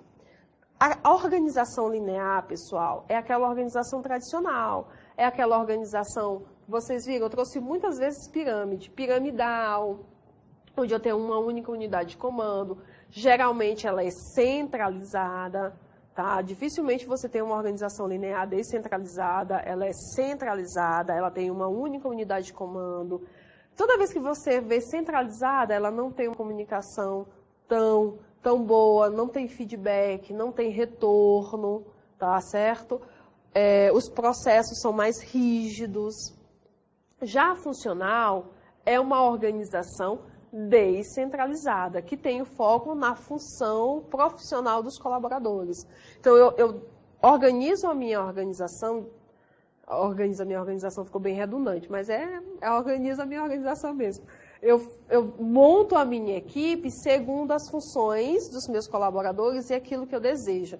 Então, como eu coloco cada pessoa no seu lugar, em sua função, eu posso descentralizar, porque eu coloquei alguém que entende muito de determinado assunto.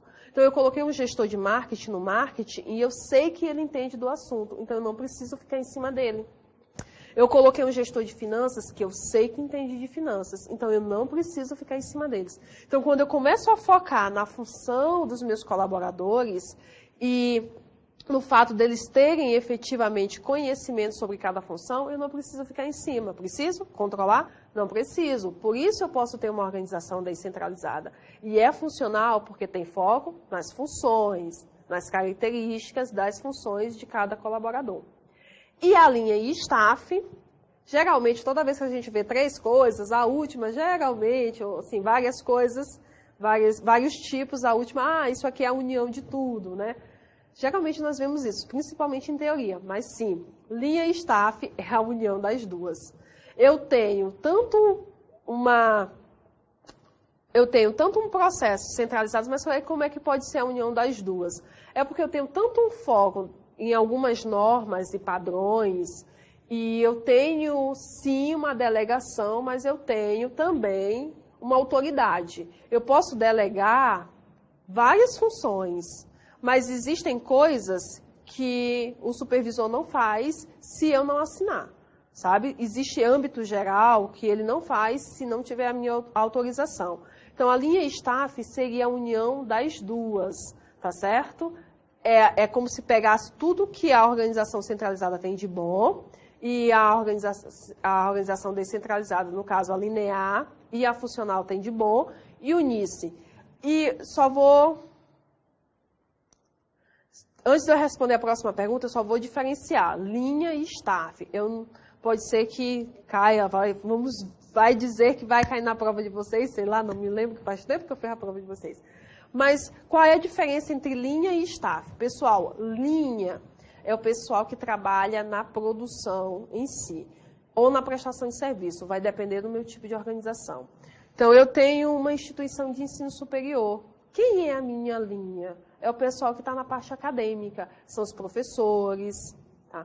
São os professores, são os coordenadores, é o pessoal do acadêmico. Quem é o meu staff? O pessoal do administrativo, o pessoal que vai dar suporte, é o pessoal que está preocupado com... Eu não ministro aula para vocês se eu não tiver todo um arranjo, né?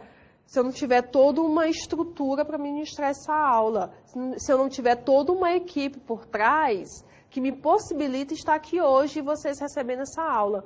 Então, esse pessoal me dá apoio, é o staff, é o pessoal que apoia, é que dá suporte, é que sem ele, por mais que a minha função seja importante, eu não desempenho. Eu não chego aqui sozinha, sem ninguém, que eu não sei ligar nada, não sei ligar a câmera, não sei fazer nada. Vocês não teriam aula. Por mais que o conhecimento a ser repassado seja o meu, né? Sou eu que vou ministrar a disciplina para vocês, mas sem o meu suporte, eu não funciono. Então, linha é quem efetivamente pratica a ação e o staff é a equipe de suporte, é o que apoia, é o que dá todo o suporte para me executar a minha função. Então, uma organização ela pode linear. Uma organização linear ela pode ser descentralizada? Pode. Mas, dentro das características da organização linear, a descentralização não é tão forte. A maior parte das organizações lineares, elas são centralizadas, até porque elas são as organizações pequenas, são as organizações mais tradicionais. Mas, pessoal, olha, por mais que vocês estejam estudando conceitos, eu acredito que no curso de administração vai ter muitas coisas que nada é só desse jeito. Eu posso ter uma organização pequena? Posso. Só existe eu e mais 5 funcionários.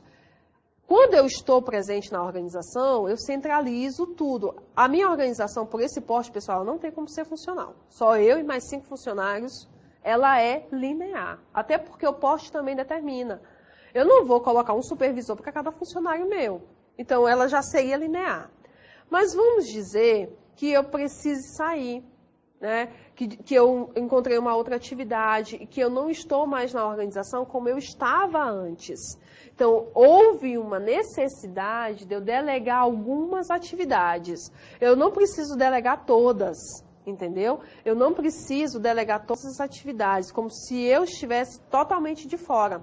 Mas vai existir algumas atividades que se eu não estiver, olha, você pode assumir, olha, isso aqui você pode resolver, olha, se eu não estiver, isso aqui você pode fazer. Agora, se você precisar de mim, você pode entrar em contato, que eu retorno e falo com você. Então, vai existir situações em que eu precise delegar, entendeu? Dentro da minha organização, que é linear, basicamente centralizada. Apesar da descentralização não ser uma característica da organização linear, pode existir sim situações onde eu precise delegar funções. Mas assim, a organização linear ela está mais voltada para o centralismo e a organização funcional para o descentralismo. Isso aqui vocês têm que fixar. Agora, existem situações e situações que às vezes necessitem que uma entre na outra. Claro, professor, eu posso explicar, posso sim, se der tempo, eu explico sim, que é sobre essas 2 últimas teorias, sem problema nenhum. A professora quer falar com vocês, eu gostaria de tirar as dúvidas, mas se der tempo, eu explico sem problema nenhum. Ó, só lembrando, pessoal, que a prova de vocês é só sobre a teoria neoclássica e só sobre a teoria neoclássica, a teoria do desenvolvimento organizacional e a teoria da contingência. Por quê? Porque como nós só estamos tendo aula hoje, eu acho assim, por mais que vocês tenham lido o material, é complicado, existem coisas que vocês só pegam na minha fala, que muitas vezes eu repasso para vocês de uma maneira, tá? Que só eu falo, entendeu? Pessoal, olha, é o seguinte, eu tinha até colocado um vídeo para vocês também. O vídeo, ele é um pouquinho longo, se eu não me engano, ele tem 11 minutos. Era só um estudo de caso. Eu vou chamar a professora Kátia, tá? Primeiro, tá? Para falar com vocês, e aí se der tempo, porque eu não gostaria de atrasar o horário da prova, aí nós passamos o vídeo, até porque o vídeo, apesar de eu ter colocado na aula, ele não é uma explicação, como eu coloquei, ele é mais um estudo de caso e sobre a organização contemporânea. Ele não é uma redução, como eu digo assim, ele não é necessariamente uma redução da minha aula, tá? É só um estudo de caso. Mas eu coloco sim na plataforma para vocês visualizarem, tá certo? Aí eu vou chamar a professora, ela vai falar com vocês, porque eu não gostaria que vocês se atrasassem para o início da avaliação. Como é a minha primeira vez, eu gostaria de dar tempo para vocês e vocês depois não reclamarem que a professora se delongou. Então, a professora Kátia vai vir falar com vocês. Aí, se der tempo, eu passo o vídeo. Se a professora quiser, porque o vídeo são cerca de 11 minutos. Bom dia, pessoal. Antes de mais nada, eu queria agradecer a professora Daila Raíssa, que esteve com a gente nessa disciplina. Ela vai voltar aqui para conversar com vocês, se despedir. Mas eu pedi um minutinho da atenção de vocês por conta de que alguns avisos que a gente precisa repassar. Devido ao mês de outubro ser um mês atípico, cheio de feriados, como vocês sabem, cada final de semana ele tem alguma coisa que nos impede de fazermos os encontros quinzenais, tá? Nesse mês, se vocês observarem no cronograma, nossas disciplinas de Estatística Aplicada à Administração e Noções do Direito Público e Privado, elas foram, digamos assim, prolongadas. Então, elas iniciam na segunda-feira, pessoal, tá? Na plataforma, 1º/10, e até o dia 4/11, ou seja, 4 de novembro, vocês não terão nenhum encontro, tá certo? Presencial. Vocês terão atividades na plataforma, a disciplina começa na segunda, tá certo? Vai ser aberto para vocês. E aí fiquem atentos aos prazos, tá certo? Após o dia 4/11, aí nós voltamos aqui no dia 10/11, 10 de novembro, para o primeiro encontro das duas disciplinas. Pela manhã, Noções de Direito Público e Privado, tá? Com a professora Fábia e com a professora Clarissa, e à tarde, de 13 às 17, tá? Nós puxamos 1 hora, tá certo? Imaginando que vocês que estão aí no interior, vocês ficam amanhã assistindo aula de noções de direito e meio-dia encerra, né? E vocês saem para almoçar, imaginando que melhor para vocês voltarem logo às 13 horas, que muitos ficam nos polos, não é? Pertinho, almoçam ali por perto, quando saem do polo. E às 13 a gente retoma com Estatística Aplicada à Administração, com a professora Jaquélia, tá certo? E com o professor Leonardo Silveira, que vai ficar no suporte. Então, assim, e a gente vai até às 17 horas. Então, retomando, vocês olhem no calendário de vocês, no cronograma das aulas, que o mês de novembro vocês terão 3 finais de semana seguidos, tá? De aula, de encontro presencial. E o melhor de tudo é que a disciplina, apesar de ser de 60, nós conseguimos com os professores que eles fizessem um encontro extra com vocês. Esse encontro extra que está lá no cronograma, ele vai se dar no dia 24 de novembro. E esse encontro do dia 24, pessoal, ele é muito importante porque é um encontro só de revisão para a prova que vai ser aplicada pela manhã de direito, noções de direito, e à tarde de estatística aplicada, tá bom? Então, eu estou passando para relembrar vocês o porquê que vocês não terão os encontros, tá? Esse mês de outubro, ok? E que essa disciplina automaticamente ela foi prorrogada, certo? E também, pessoal, pedir encarecidamente que vocês observem os prazos. A gente tem recebido muita solicitação, tanto de vocês como dos tutores de vocês, para que a gente abra os prazos. Se vocês entrarem na plataforma, vocês vão ver que nós postamos lá um aviso. Nesse aviso fica muito claro uma coisa, pessoal. Os prazos, eles têm que ser cumpridos, então a gente precisa que vocês não deixem para a última hora fazer atividades e fazer fóruns, tá? Esses prazos não vão ser prorrogados. A gente só vai prorrogar algum prazo se houver algum problema técnico na plataforma, porque obviamente você passa a não ter acesso, tá, à plataforma, ou algum problema de energia aqui na distribuição do sinal, tá, da internet que vai para as universidades públicas, tá, que são um consórcio, tá certo? Então, vejam o aviso que a gente deixou. Não deixem para a última hora, vocês sabem melhor do que a gente do problema que existe, principalmente vocês do interior, com relação a sinal de internet. Tá? Não deixem, se faltar energia na sua cidade, no último dia você é capaz de perder a disciplina. Capaz de perder a atividade, a pontuação dela, tá certo? Então vocês vão ter esses prazos, observem isso. Outra coisa, os professores que vão vir, tanto de noções de direito, professora Fábia e professora Clarissa, e de estatística, professora Jaquélia e o professor Leonardo, eles estão lá na turma de vocês na plataforma. Qualquer dúvida, qualquer problema, entrem em contato com eles, como vocês fazem comigo. Quando vocês precisam falar comigo, eu vou lá, entro na plataforma todos os dias e vejo e respondo a vocês. Tá certo? Então, usem os tutores de vocês e também vocês mesmos abram esse canal de comunicação com esses professores. As aulas vão ser gravadas, vocês não vão ficar somente com atividades e fórum de plataforma. Tá? Então, os professores já estão gravando as aulas, as 2 aulas, tá? Que a gente chama de plano B, tá certo? Então, vocês vão ter essas aulas postadas na plataforma para dar um reforço no entendimento no decorrer dessa disciplina, das 2 disciplinas.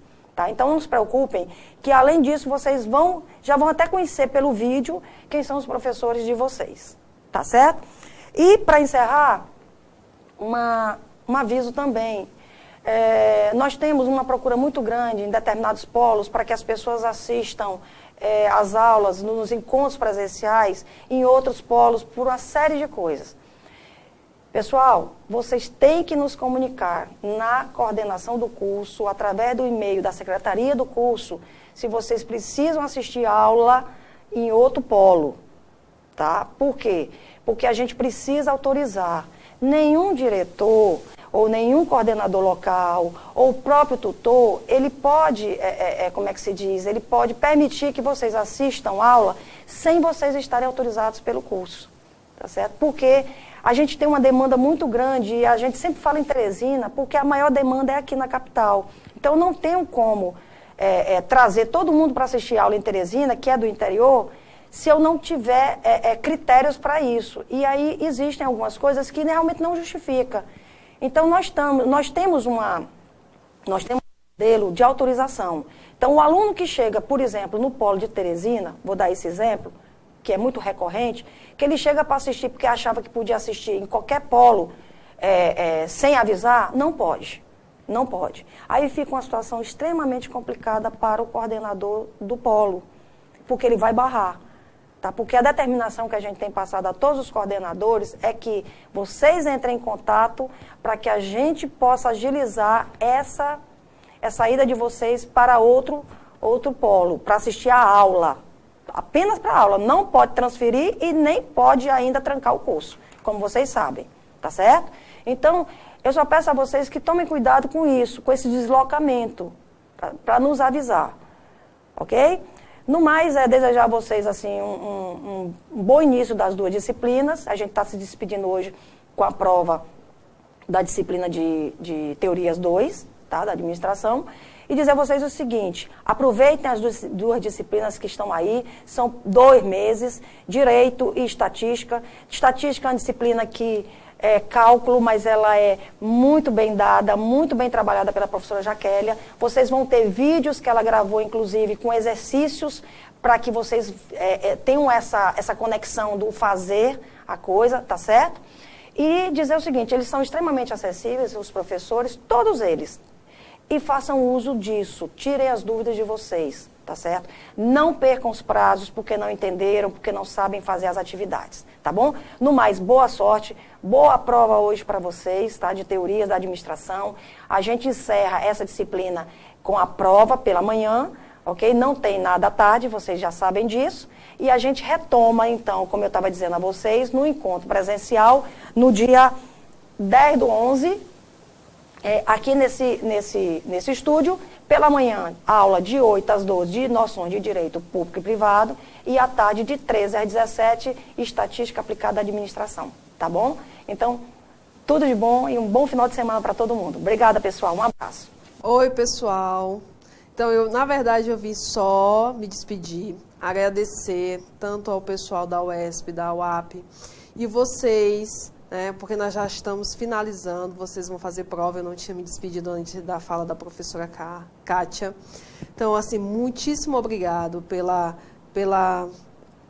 paciência, pelo tempo que vocês, de certa forma, apesar de ser...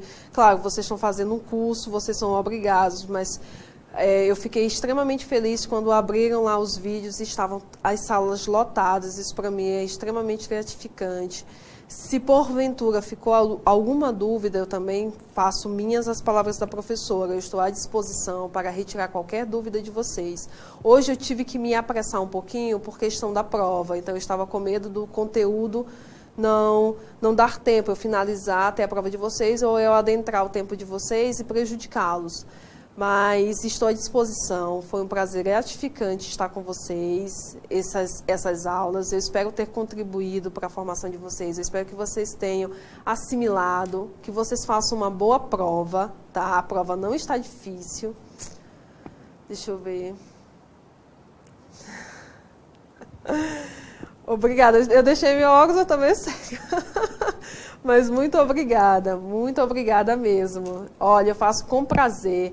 Não faço menos do que aquilo que eu me propus a fazer, pessoal. Não é falsa modéstia, mas eu não faço menos do que a minha obrigação. O meu prazer é saber que vocês entenderam a disciplina, que por mais que tenha dúvida, ou que às vezes não saia como a gente planeja, né? Mas que vocês, de certa forma, assimilou, assim, alguma coisa da disciplina, porque isso aqui tem que ficar para vocês o resto da vida de vocês, não é só passar na disciplina, é colher esse conhecimento e daqui para frente serem outras pessoas, porque o que vocês obtiverem em termos de conhecimento nesses dias nunca mais vai mudar. Então, meu muitíssimo obrigada por tudo, eu espero que tenha auxiliado realmente na revisão, tenham uma excelente prova, a prova está fácil, na minha concepção, né?